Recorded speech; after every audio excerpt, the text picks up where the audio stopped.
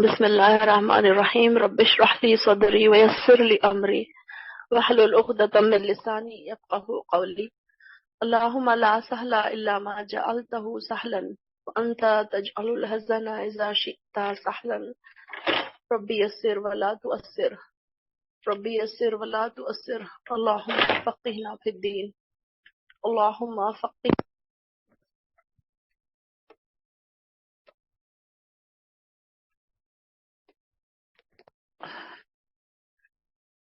اللهم إني أسألك علما نافعا ورزقا طيبا وعملا متقبلا آمین یا رب العالمین۔ سورہ بلد آیت نمبر 11۔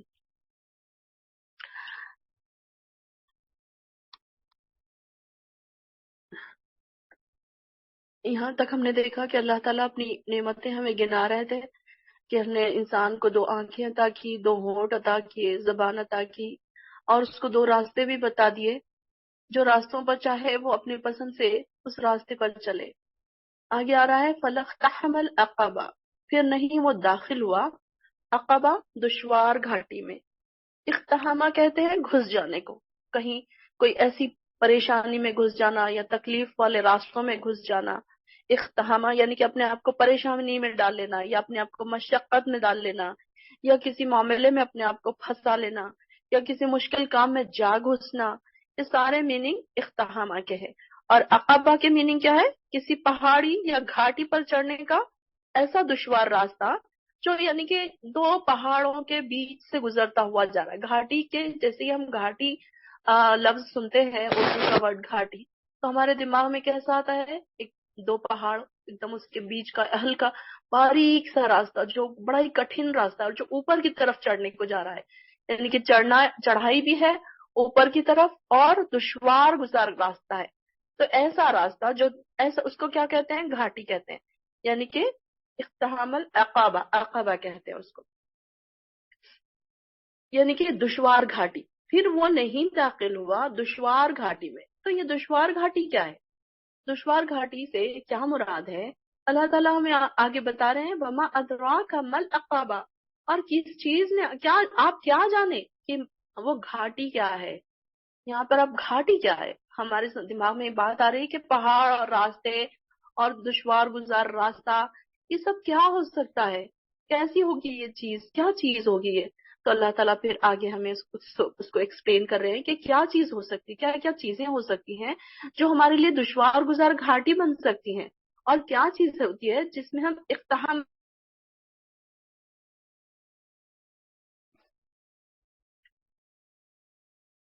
او یہاں پر اب آگے دیکھیے کیا ہے۔ پہلا کیا ہے؟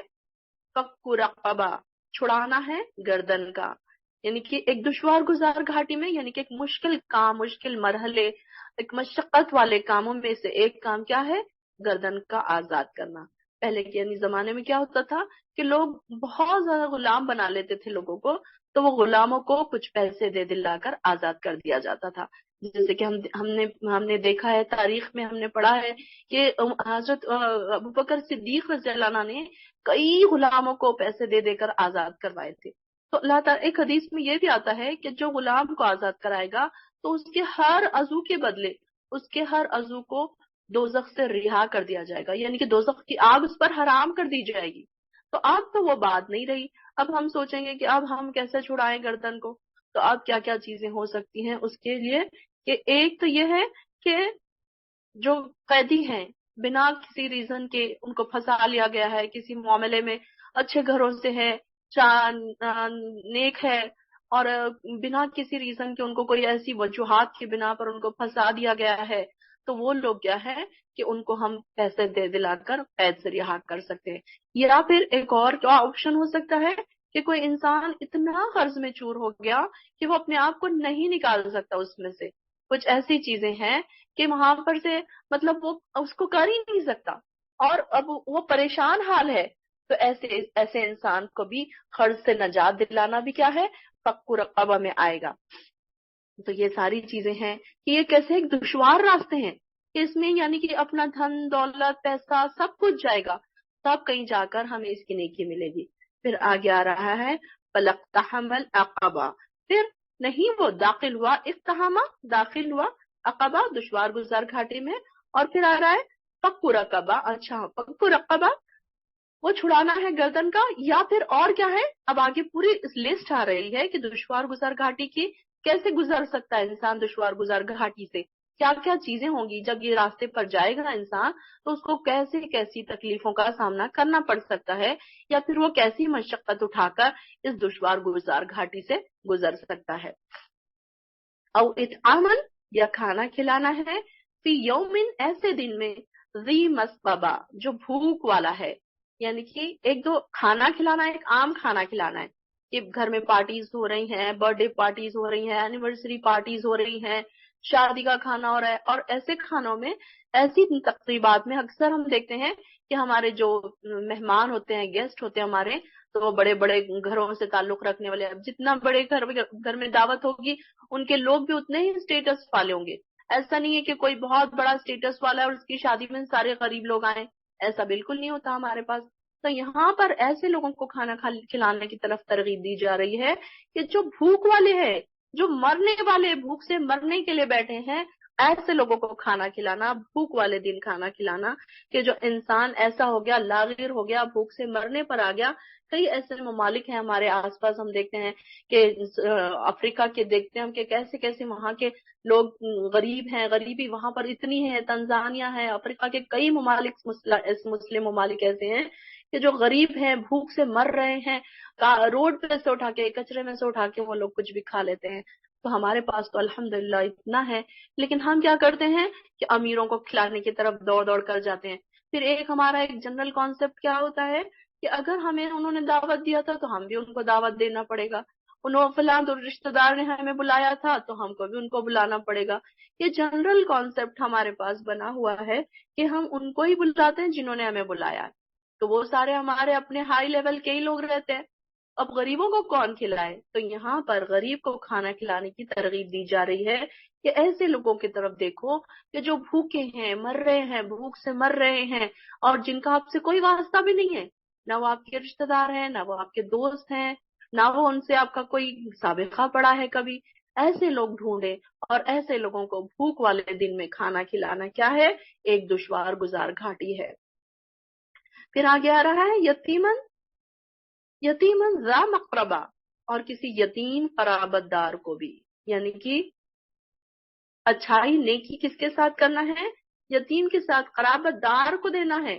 اب یتیم بھی ہو اور قرابت دار بھی ہو، یتیموں کا تو ہم نے سنا ہے کہ اس کی بہت زیادہ نیکی ہے یتیموں کے ساتھ کرنے کی، لیکن قرابت دار کو کیا ہوتا ہے؟ انسان جنرلی، انسان ہم اکثر دیکھتے ہیں کہ باہر لوگوں کو بہت دیا جاتا ہے، لیکن قرابت داروں کو لوگ کیا کرتے ہیں کہ ان کو کم دیتے ہیں، کیونکہ کیا ہوتا ہے قرابت دار کو دینے سے کیا ہوتا ہے کہ ایک تو یہ ہوتا ہے کہ وہ ان کا ایٹیٹیوڈ، ان کے لڑائی جھگڑے، دلوں کی خرابیاں، کہ وہ ان کو گریٹفل نہیں ہوتے، خوش نہیں ہوتے، ہمیشہ تانے دیتے رہتے ہیں، لینے کے بعد بھی تانے دیتے رہتے ہیں، تو اکثر کیا کرتے ہیں لوگ کہ اپنے رشتہ داروں کو دیتے ہی نہیں ہیں، اور دیتے کس کو ہیں؟ غیروں کو دیتے ہیں۔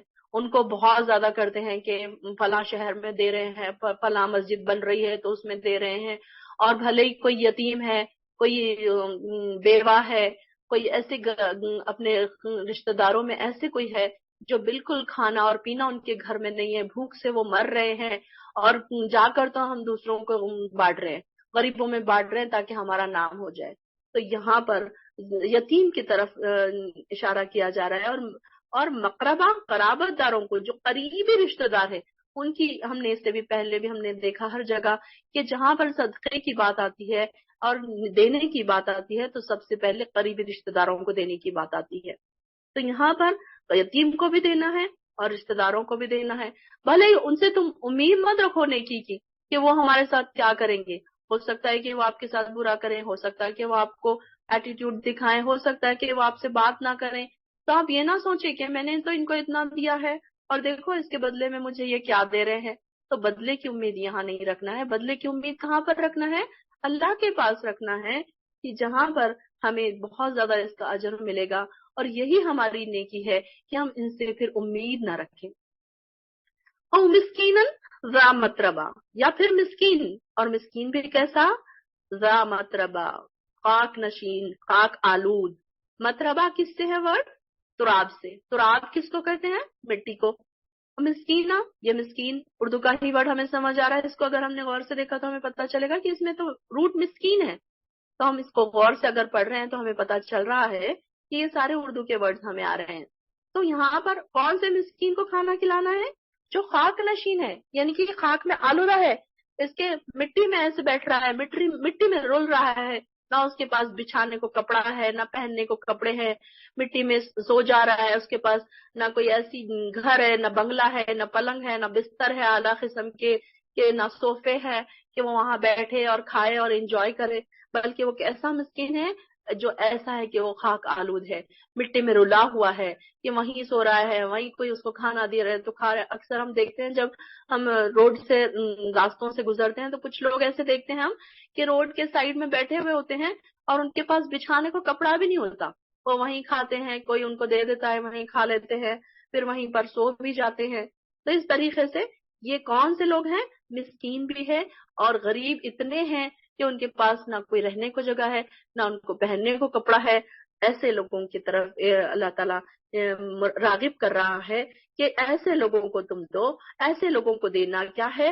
دشوار گزار گھاٹی سے گزرنا ہے. یہ ساری چیزیں جو ہم پڑھ رہے ہیں، کھانا کھلانا، بھوک والے دنوں میں کسی یتیم اور قرابت دار کو دینا، مسکین اور خاک نشین کو دینا، یہ ساری چیزیں کیا ہے؟ اور گردن کا چھڑانا، یہ ساری لسٹ کیا ہے؟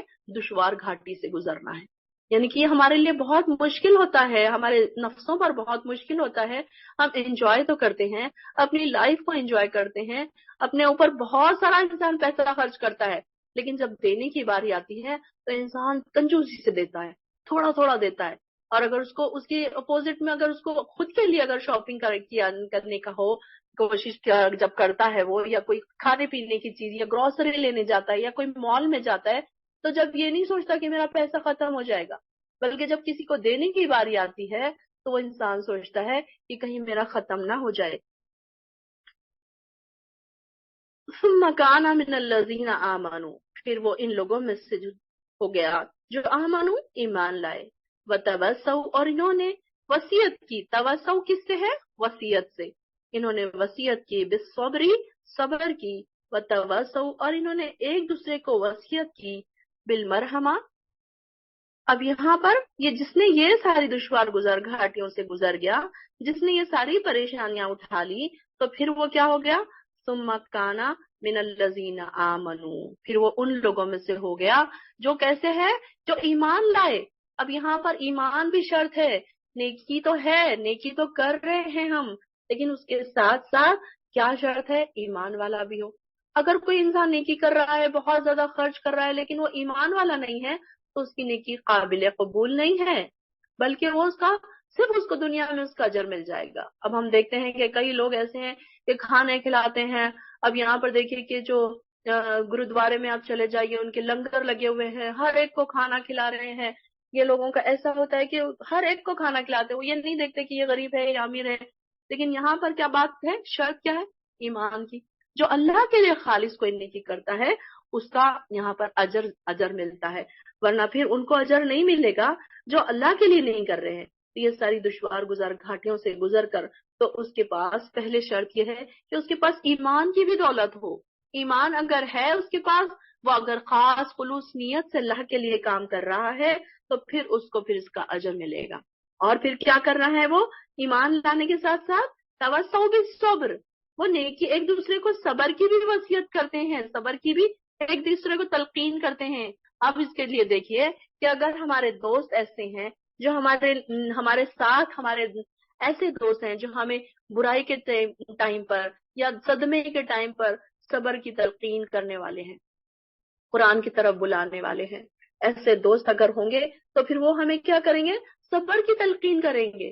نیک لوگوں کے ساتھ اگر آپ کا اٹھنا بیٹھنا ہے تو آپ دیکھیے کہ آپ کوئی پریشانی میں جیسے ہی مبتلا ہوں گے تو آپ کے جو دوست ہیں، آپ کے جو ایمان والے دوست ہیں، آپ کے جو تقوی والے دوست ہیں، تو وہ آپ کی اتنی اچھی سے آپ کو صبر کی تلقین کریں گے کہ آپ کو تسلی ہو جائے گی. اور اس کے اگینسٹ اگر کوئی ایمان والے نہیں ہیں جو جڑے ہوئے نہیں ہے دین سے، اللہ سے، تو وہ آپ کو کیا کریں گے؟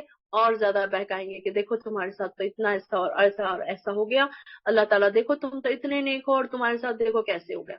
تو یہ ساری چیزیں کیسی ہیں کہ انسان نیکی کی وصیت برابر کرتا رہے، وہ یہ نہ دیکھے کہ یہ میری بات سنے گا یا نہیں سنے گا، یہ میرے بارے میں کیا سوچے گا، بلکہ اپنے اپنوں کو، اپنے دوستوں کو، اپنے رشتہ داروں کو، اور پھر اس میں یہ نہیں دیکھنا چاہیے کہ یہ مجھ سے چھوٹا ہے مجھے کیوں نصیحت کرنے چلا ہے۔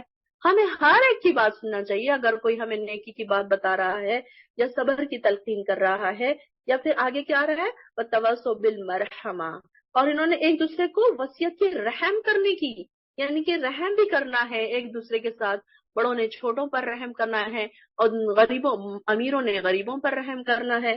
تو یہ ساری چیزیں کوئی اگر کرتا ہے تو اس میں یہ نہیں دیکھا جائے گا کہ اس میں اس کا رشتہ کم ہے یا اس کا رشتہ زیادہ ہے۔ کوئی ساس یہ نہ سوچے کہ بہو مجھ سے کیوں کہہ رہی ہے یہ سب کرنے کے لیے، نیکی کے کاموں کی طرف بلانے کے لیے بات، یا پھر کوئی ماں یہ نہ سوچے کہ بیٹی بچوں کا کیا میں سنوں، اب یہ تو بچے ہی ہیں انہیں کیا سمجھ ہے۔ نہیں، بلکہ جو بھی دین کی سمجھ رکھتا ہے، چاہے وہ بچے ہوں چاہے وہ بڑے ہوں، بچے بڑوں کو بول سکتے ہیں، سمجھا سکتے ہیں۔ تو ایک ایمان والا بندہ کیسا ہوگا کہ وہ یہ نہیں دیکھے گا کہ مجھے بول کون رہا ہے، بلکہ وہ یہ دیکھے گا کہ بول کیا رہا ہے، یہ ہمیں سکھا کیا رہا ہے۔ اگر آپ کو راستے چلنے والا فقیر کوئی اچھی بات بتاتا ہے تو آپ یہ نہ سوچیں کہ میں تو ایک بڑی چیز ہوں، یہ فقیر مجھے کیا سکھائے گا، بلکہ سیکھنے کی چیز وہ ہے کہ کسی سے بھی سیکھ سکتے ہیں آپ، کوئی بھی آپ کو اچھی بات سکھا سکتا ہے، تو آپ ان سے یہ کریں کہ ایک دوسرے کو وصیت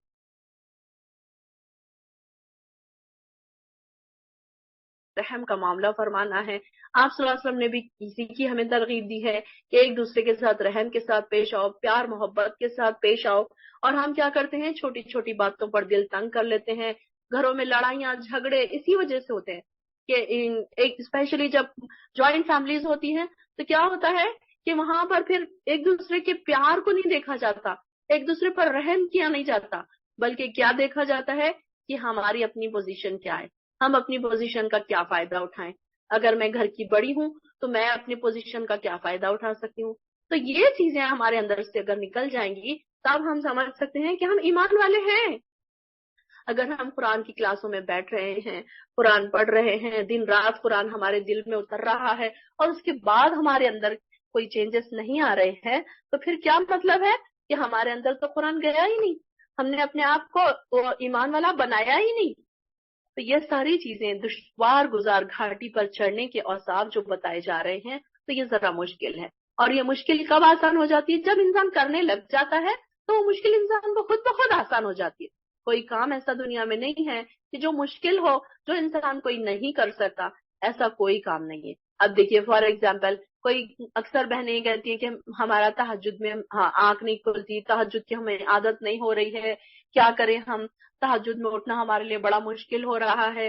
اب وہ دیکھیے کہ جب ایک دو بار جب آپ اٹھ جاتے ہیں، جب آپ کو عادت ہو جاتی ہے تو آپ یوزڈ ہو جاتے ہیں، آپ کے لیے بالکل تہجد کی نماز ویسی ہے جیسے کہ آپ 5 نمازیں پڑھ رہے ہیں۔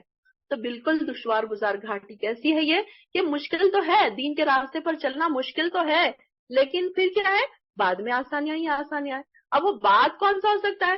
ہو سکتا ہے کہ ہمارا آخری وقت ہو سکتا ہے کہ دنیا سے جانے کے بعد والا بعد کا وقت ہو، نہیں معلوم کو اللہ تعالیٰ ہمارے لیے کب آسانیاں پیدا کر دے گا۔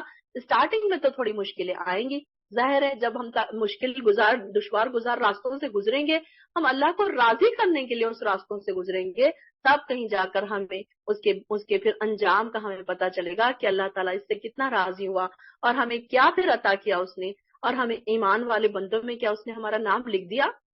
ہم تو اپنے آپ کو یہ سمجھتے ہیں کہ بس ہم ایمان والے ہیں کیونکہ ہم مسلمان گھروں میں پیدا ہوئے، یہ بات تو نہیں ہے، ہمیں اپنے اندر تو ابھی ایمان کو بھرنا ہے، ابھی ایمان سے خالی ہے ہمارے دل، ابھی ہم اتنے پابند نہیں ہوئے ہیں۔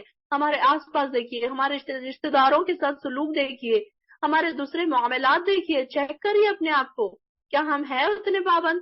اور نہیں ہے تو کیوں نہیں ہے، اور کب ہوں گے ہم پابند؟ دیکھتے ہیں ہمارے آس پاس لوگ کھڑے کھڑے چلے جا رہے ہیں، اور ہم کیا دیکھ رہے ہیں ان کو کہ ہم نہیں جانے والے دنیا سے۔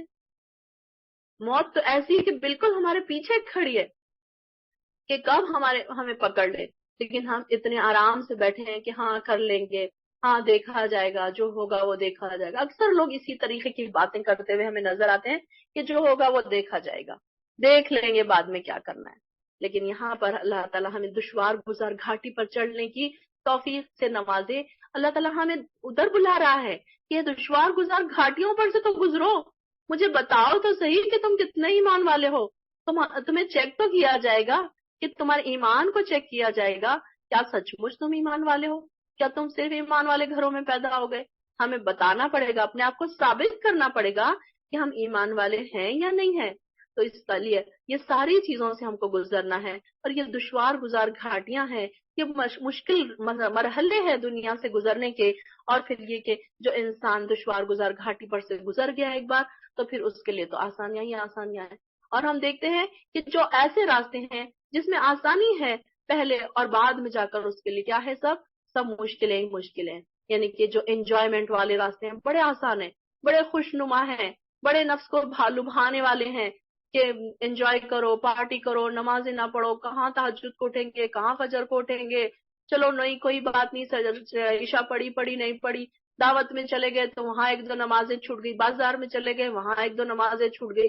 तो ये कौन सा तरीका है, ये तो दुश्वार गुजार घाटी पे से गुजरना नहीं हुआ। तो हमने अपने आप को कैसे तैयार किया, कैसे मुसलमान हैं हम, क्या अपने आप को हमने प्रिपेयर किया, क्या अपने अंदर हमने चेंज लाया। तो ये हम देखें कि हमारे अंदर चेंज आ रहा है या नहीं आ रहा है। अगर नहीं आ रहा है तो हमारा बैठना बेकार हो रहा है, कुरान हमारे अंदर नहीं उतर रहा है। देखिए कि एक एक लफ्ज हमारे अंदर उतरना चाहिए, कि कुरान को कोई पढ़ पढ़ कर दुआओं की किताबें रात रात भर पढ़ रहा है, इंसान दिन भर पढ़ रहा है, लेकिन अगर उसके दिल में नहीं उतर रहा है तो वो फायदा क्या है। एक एक लफ्ज इसका हमारे अंदर उतरना चाहिए। क्या अल्लाह ताला हमें करने के लिए कह रहा है, किस चीज से बचने के लिए कह रहा है, हमारे नबी हमें क्या कह रहे हैं, हमारे नबी हमसे क्या चाहते हैं, हमारे नबी क्या उन्होंने सबक सिखाया है हमें। ये सारी चीजें हमें देखने की है, करने की है। फिर एक दूसरे को वसीयत करना है, नेकियों की वसीयत, सब्र की वसीयत, ईमान की तरफ बुलाने की, नमाजों की, नेकियों की, अपने बच्चों को भी, अपने बड़ों को भी, अपने शौहरों को भी बड़े आसान अंदाज में। फिर उसमें हुक्मिया अंदाज ना हो आपका, कि कोई ये ना समझे कि ये बड़ी बड़ी बनती है, थोड़ी सी क्लासेस क्या अटेंड कर रही है तो ये बड़ी अपने आप को बड़ी समझने लगी है। नहीं, ये बात नहीं आनी चाहिए, बल्कि बड़े प्यार भरे अंदाज में आपने बुलाना है लोगों को दीन की तरफ। और फिर उनके हमारे सबसे पहले उसके लिए हमारे ईमान के लेवल बढ़ाना चाहिए, तब कहीं हमारी जबान में असर पैदा होगा। हम खुद ही नहीं अमल कर रहे, हम 5 नमाजें नहीं पढ़ रहे, और लोगों को हम जाके कहेंगे कि आप तहज्जुद पढ़ो, तो क्या कोई आपकी बात सुनेगा? नहीं, बल्कि हमको अपने आप को पहले पाबंद करना पड़ेगा। एक एक जब इंसान तहज्जुद का पाबंद हो जाता है, इशराक का पाबंद हो जाता है, तो उसके लिए 5 नमाजों के साथ साथ उसकी नमाजें बिल्कुल ऐसी होती है जैसे कि इशराक और तहज्जुद उसने पढ़ी, जैसे ऐसे लगता है जैसे वो 5 नमाजों के साथ ये भी उसने फर्ज अपने ऊपर कर लिए। उसने कुरान को पढ़कर समझने के लिए अपने आप को ऐसे पाबंद बनाया हुआ है कि चाहे कुछ भी हो जाए वो अपने टाइम बराबर निकालता है, बराबर पढ़ता है, बराबर समझने की कोशिश करता है, बराबर अपने नोट्स बनाता है। और जो बहाने करने वाले लोग हैं, बहाने ही करते बैठे हैं, उनको हमें क्लास ज्वाइन करने का टाइम नहीं है, हमारे पास लिखने का टाइम नहीं है, हमारी तबीयत ठीक नहीं है, हमारे सर में दर्द है, हमारे पैर में दर्द है, और हमें ये है और हमें वो है। तो मेरी बहनों, दिन निकलते जा रहे हैं, हमारे हाथों से हमारे दिन निकलते जा रहे हैं, हम मौत की तरफ तेजी से जा रहे हैं। हमने अपने बैग में क्या पैक किया, ले जाने वाला जो बैग है हमारा अल्लाह के पास, खोल खोल कर देखा करें उसको बार बार, कि हमने उसमें क्या क्या रख लिया, क्या क्या रखना बाकी है। हमारी तैयारी ऐसी होनी चाहिए कि बस हमारा वीजा आते ही हमें निकलना है, हमें एकदम रेडी रहना चाहिए। कि हम अल्लाह ताला को और उसके फरिश्तों को हम ये तो नहीं बोल सकेंगे कि हमें थोड़ी मोहल्लत दे दो, मेरा थोड़ा कुरान रह गया मैं थोड़ा पढ़ लूं, या फिर मेरी थोड़ी नमाजें बची है मैं उसको कंप्लीट कर लूं। नहीं, बल्कि ये टाइम जब हमें मिला है तो उसकी हमने अहमियत करना है, उसकी हमें वैल्यू करना है। और फिर हमें खास तौर से मिनल्लज़ीन आमनू में ईमान वाले लोगों में से होना है सबसे पहले। और हमको खुद पता है कि ईमान वाले लोगों में से होने के लिए हमारे अंदर क्या क्या चीजों की जरूरत है, क्या क्या चीजें हमें डालना बाकी है। जब इंसान कोई गुनाह करता है तो उसका दिल धड़कता है, उसकी हार्ट बीट बढ़ जाती है, उसको खुद पता है कि वो गुनाह कर रहा है, वो झूठ बोल रहा है या कोई गलत काम कर रहा है। कि अल्लाह ताला ने मोमिन के दिल को ऐसे बनाया है कि वो जब भी कोई गलत काम करता है उसका दिल धड़कने लगता है, उसका जमीर उसे मना करता है کہ یہ کام مت کرو، یہ غلط ہے، اس کے باوجود بھی اگر وہ کام کر گزرتا ہے تو پھر وہ نڈر ہو جاتا ہے، اور پھر آہستہ آہستہ وہ گناہوں کے کام کرتا جاتا ہے، پھر اسے اس بات کا احساس ہی نہیں ہوتا کہ اب وہ کیا کیا گناہوں کے کام کر رہا ہے۔ پھر آگے آ رہا ہے اولئک اصحاب المیمنہ، یہی لوگ ہیں دائیں ہاتھ والے، یعنی کہ جو اللہ تعالیٰ نے سورہ واقعہ میں ہم دیکھیں گے کہ اللہ تعالیٰ نے کیا فرمایا کہ لوگ تین طرح کے ہو جائیں گے، ایک رائٹ ہینڈ والے، ایک لیفٹ ہینڈ والے، اور ایک اصحاب جو لوگ آگے فاستبقوا الخیرات جو لوگ ہیں، وہ ایک وہ والا گروہ۔ تو یہ کون سے لوگ ہیں؟ داہنے ہاتھ والے، یعنی کہ رائٹ ہینڈ والے لوگ جو ہیں، جو نیک لوگ ہیں، اللہ کے خاص بندے جو ہیں، وہ رائٹ ہینڈ میں والے لوگوں میں شامل ہوں گے، ان کے سیدھے ہاتھوں میں اعمال نامہ دیا جائے گا۔ تو یہ ساری نیکیاں کرنے کے بعد، ساری دشوار گھاٹیوں سے گزرنے کے بعد، زندگیوں میں اتنی مشکلیں اٹھانے کے بعد کہیں جا کر تو انہیں دائیں ہاتھ والوں میں شامل ہونے کی چانس ملے گا۔ ایسے آسانی سے تو نہیں مل جائے گا کہ ہم بیٹھے ہیں، آرام کر رہے ہیں، سو رہے ہیں، کھا رہے ہیں، پی رہے ہیں، بس ہماری زندگی کا یہی ایم ہے کہ بس اٹھے اور پکایا اور کھایا اور ختم ہو گیا ہمارا دن۔ تو ہمارا پھر دائیں ہاتھ والوں میں شامل ہونے کے لیے ہمیں کچھ تو اسٹرگل کرنا پڑے گا۔ تو اللہ تعالیٰ ہمیں دائیں ہاتھ والوں میں شامل فرمائے۔ تو یہی لوگ ہیں اصحاب المیمنہ، تو یہ دائیں ہاتھ والے ہوں گے۔ اور پھر آگے ان کی اپوزٹ والی جو ٹیم ہے اس کے بارے میں آ رہا ہے، والذین کفروا، اور وہ لوگ جنہوں نے کفر کیا، بآیاتنا، ہماری آیاتوں کے ساتھ، ہم اصحاب المشأمہ، یہ کون سے لوگ ہیں؟ بائیں ہاتھ والے۔ شام کس کو کہتے ہیں؟ لیفٹ ہینڈ والے، لیفٹ سائڈ کو۔ تو یہ کیسے لوگ ہوں گے؟ جو ہماری آیتوں کا انکار کرتے ہیں۔ آیتوں کا انکار سے مطلب یہ نہیں ہے کہ وہ کہتے ہیں کہ نہیں ہم اللہ کے قرآن کو نہیں مانتے، ہم یہ آیت کو نہیں مانتے، ہم فلاں بات کو نہیں مانتے، نہیں۔ وہ لوگ وہ لوگ کون ہوتے ہیں؟ وہ تو بالکل اسلام میں ہوتے نہیں ہیں، وہ لوگ اس طرح کی بات کرتے ہیں۔ لیکن جو اسلام میں رہنے کے باوجود قرآن کی آیتوں کا انکار سے کیا مراد ہے؟ اس پر عمل نہیں کرتے، اس کو پڑھتے ہیں اور پھر فار گرانٹیڈ لے لیتے ہیں، ایسے پڑھتے ہیں جیسے سنا ہی نہیں، پڑھا ہی نہیں، ایسے سنتے ہیں جیسے سنا ہی نہیں، ایسے پڑھتے ہیں جیسے پڑھا ہی نہیں، پتہ ہی نہیں اس بارے میں کیا تھی بات۔ تو اس کو کہتے ہیں، اس کو بھی ہم کیا کہیں گے؟ کفر کرنا یا انکار کرنا۔ یہ ساری باتوں کے ساتھ کفر کرنا ہے، انکار کرنا ہے۔ کفر کا کیا مطلب ہے؟ دوسرا، انکار کرنا، یعنی کہ انکار دل سے بھی ہو سکتا ہے، زبان سے بھی ہو سکتا ہے۔ کوئی زبان سے نہ کرے لیکن دل سے اس کو نہ مانے، یہ بھی ایک طرح کا انکار ہے، ایک طریقے کا کفر ہے۔ تو یہ لوگ جو ہے، جو انکار کرتے ہیں، جو کفر کرتے ہیں، تو یہ لوگ بائیں ہاتھ والے ہیں۔ علیہم نار مؤصدہ، اور پھر ان پر آگ ہوگی، مؤصدہ، ہر طرف سے بند کی ہوئی۔ ہم نے دیکھا کہ کیا اللہ تعالیٰ نے فرمایا کہ دوزخ کیسی ہوگی؟ یہ ستونوں کی طرح ہوگی، اور اس کے اوپر ڈھکنوں سے بند کر دیا جائے گا، اندر لوگوں کو ڈال کر لوگوں کو اس کے اوپر سے بند کر دیا جائے گا کہ وہ کہیں بھاگنے کی جگہ نہ پائیں گے۔ اللہم لا تجعلنا منہم۔ تو ایسے لوگ جو اصحاب المیمنہ ہے، اور یہ یہاں پر میمنہ کا اپوزٹ کیا ہے؟ مشأمہ۔ میمنہ یعنی کہ بہت نیک بخت لوگ، نیک لوگ، دائیں ہاتھ والے، اور مشأمہ کا مطلب کیا ہے؟ کہ برے لوگ، بدبخت لوگ، بائیں ہاتھ والے لوگ۔ تو یہاں پر دیکھیے کہ اپوزٹ بھی بات ہوتی ہے، من الذین آمنوا آیا تو اس کے بعد آ گیا والذین کفروا، دونوں اپوزٹ بات ہو رہی ہے کہ یہ بھی گروپ کے بارے میں بتا دیا، وہ بھی گروپ کے بارے میں بتا دیا۔ اب یہ ہے کہ فیصلہ آپ کے ہاتھ میں ہے کہ آپ نے کون سے والے گروپ میں جانے کے لیے کوشش کرنا ہے۔ اب اگر جو ہے والذین کفروا، اس کے لیے کوشش کی ضرورت ہی نہیں ہے، اپنے انجوائمنٹ میں لگے رہیے، اپنے نفسوں کی بات سنتے رہیے، شیطان کی باتوں کو سنتے رہیے، اپنی پسندیدہ چیزیں کرتے رہیے۔ تو یہ ساری چیزیں پھر انسان کو اصحاب المشأمہ میں شامل کریں گی۔ اور پھر تھوڑی دشوار گزار گھاٹیوں سے گزر رہے ہیں، اپنے دل کو پسند نہیں آ رہی ہے کوئی بھی چیز، لیکن صرف اللہ کی خوشی کے لیے کر رہے ہیں۔ اب دیکھیے کہ کچھ خواتین پردہ سٹارٹ کرتی ہیں، بھلے ہی ان کو پسند ہو نہ ہو، لیکن اللہ کی رضا کے لیے کر رہی ہیں۔ کچھ چیزیں انہوں نے چھوڑ دی، کہ اب کچھ لوگ ہیں جیسے کوئی نیک لوگ ایسے بھی ہوتے ہیں کہ جنہوں نے اتنی انجوائے والی لائف انہوں نے صرف اللہ کے لیے چھوڑ دی، شراب پینا چھوڑ دیا، جوا کھیلنا چھوڑ دیا، جھوٹ بولنا چھوڑ دیا، نمازیں شروع کر دی، تہجدیں شروع کر دی۔ تو یہ ان کے لیے ذرا مشکل تھا، سٹارٹنگ میں ذرا ان کے لیے بڑا مشکل تھا کہ وہ اس پر عمل کرتے، لیکن انہوں نے کیا کیا کہ سٹارٹنگ میں تھوڑی مشکلیں اٹھا لی اور صرف اللہ کی رضا کے لیے ساری چیز کیے، تو پھر ان کے اوپر اللہ تعالیٰ ان سے راضی ہو گیا اور اللہ تعالیٰ نے انہیں دائیں ہاتھ والوں میں شامل کر دیا۔ پھر اگر وہ لوگ ایسے نہیں ہوتے جو ہماری آیتوں کا انکار کرتے، تو اللہ تعالیٰ نے ان کے لیے لکھ دیا کہ وہ کیسے ہوں گے، آگ ان کے اوپر بند کی ہوئی ہوگی کہ وہاں سے وہ بھاگ نہیں پائیں گے۔ دوزخ کا ذکر ہم نے اکثر پڑھا ہے کہ دوزخ کی آگ کیسی ہوگی۔ اللہم انی اعوذ بک من النار، اللہم انی اعوذ بک من النار۔ ہم اللہ سے دعا کرتے ہیں کہ اللہ تعالیٰ ہمیں ایسے دشوار گزار گھاٹی سے آسانی سے گزار دے، اور اللہ تعالیٰ ہمارے لیے مدد فرما کہ ہم اس راستوں سے آسانی سے گزر جائیں، اور تیرے خاص بندوں میں اصحاب المیمنہ میں ہمیں شامل کر لے اللہ تعالیٰ۔ اللہ تعالیٰ ہمیں ایسے لوگوں میں نہ شامل کر جو اصحاب المشأمہ ہیں، اللہ تیرے خاص بندوں میں ہمیں شامل کر لے۔ اللہ تو ہم سے راضی ہو جا، اے اللہ تو ہمارے لیے ایسے ایسے راستے بنا دے کہ ہم جائیں تو بس اللہ کو راضی کرے، ہم سوئے تو اللہ کو راضی کرے، ہم جاگے تو اللہ کو راضی کرے، ہمارے منہ سے کوئی بات نکلے تو ہم اللہ کو راضی کرنے والی بات نکالے۔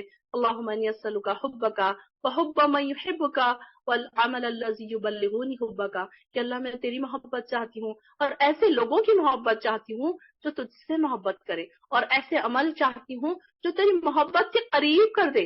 تو یہ اللہ سے دعا بھی کرتے رہیے، ہم اللہ سے دعا کرتے رہیں گے تو اللہ تعالیٰ ہم کو ایسے لوگوں سے ضرور جوڑ دے گا۔ اب آپ دیکھتے ہیں کہ جب ہم ایسے لوگوں سے جڑتے ہیں تو کتنے خوش نصیب ہوتے ہیں وہ لوگ کہ جو ان کے دعاؤں میں ہوتے ہیں، ان کے یادوں میں ہوتے ہیں، اور نیک لوگوں کی یادوں میں رہنا، نیک لوگوں کی دعاؤں میں رہنا بڑی بڑی خوش قسمتی کی بات ہے۔ وہ ہر ایک کو نصیب نہیں ہوتا، ڈپینڈ کرتا ہے کہ ہمارے دوست کیسے ہیں۔ اگر ہمارے دوست نیک ہیں، دیندار ہیں، اور اگر ہم ان کی دعاؤں میں ہیں تو یہ بڑی خوش قسمتی کی بات ہے ہمارے لیے کہ آپ کے لیے کوئی دعا کر رہا ہے۔ ہمارے مرنے کے بعد کچھ تو ایسے بندے ہو جو ہمارے لیے دعا کریں تو اللہ تعالیٰ ان کی دعا قبول کر لے۔ ہو سکتا ہے کہ ہمارے پاس ایسے اعمال نہ ہو جب ہم اللہ کے پاس جا رہے ہوں، لیکن ہمارے دوست، ہمارے ایسے جاننے والے جو اللہ سے جڑے ہوئے اللہ کے خاص بندے ہیں، وہ ہمارے لیے دعا کر رہے ہیں تو اللہ تعالیٰ ان کی دعائیں قبول کرے گا۔ تو اپنے دوستوں کی لسٹ بھی چیک کیجئے کہ ہم کیسی ہیں، ہماری محفلیں کیسی ہیں، ہمارے سرکلز کیسے ہیں، کیا ہماری ایسی محفلیں ہیں جس میں رہ کر ہم ایک دوسرے کو نیکی کی بات بتائیں تو کوئی سننے والا ہے۔ یہ نہ ہو کہ کوئی دوسروں کا مذاق اڑانے والا نہ ہو، کہ کوئی نیکی پر عمل کر رہا ہے تو لوگ اس کا مذاق اڑاتے ہیں آج کل۔ گھر میں اگر آپ تھوڑی سی نیکی زیادہ کریں، تھوڑی سی کلاسز زیادہ جوائن کر لیں تو آپ کا مذاق اڑایا جاتا ہے، تو آپ ان کی طرف توجہ نہ دیں۔ جو مذاق اڑاتے ہیں وہ اللہ تعالیٰ ان کو پکڑ میں لائے گا، پھر اللہ تعالیٰ کی پکڑ میں ہے وہ، اللہ تعالیٰ کی نظر میں ہے وہ، اللہ تعالیٰ انہیں دیکھ رہا ہے کہ یہ کیسے مذاق اڑا رہے ہیں میرے نیک بندوں کا۔ اگر کوئی نمازی ہے تو کوئی یہ نہ کہے کہ یہ تو بڑا نمازی ہے، بس دن رات نمازیں ہی پڑھتا رہتا ہے، تو کتنی بری بات ہے۔ کوئی داڑھی رکھتا ہے تو اس کا مذاق اڑایا جاتا ہے۔ تو اللہ تعالیٰ کے خاص بندے ہیں وہ، ان کے اگر ہم مذاق اڑائیں گے تو اللہ تعالیٰ ان کو اس کے بدلے کتنا ہمیں گناہ دے سکتا ہے، اس بات کا ہمیں اندازہ نہیں ہے۔ تو اللہ تعالیٰ سے ہمیشہ دعا کرے کہ اللہ تعالیٰ ہمیں دائیں ہاتھ والوں میں شامل کرے، ہمیں فاستبقوا الخیرات میں شامل کرے، اور اللہ تعالیٰ ہم سے ایسے کام کروا جس سے تو راضی ہو جائے۔ وآخر دعوانا الحمد للہ رب العالمین۔ السلام علیکم ورحمۃ اللہ وبرکاتہ۔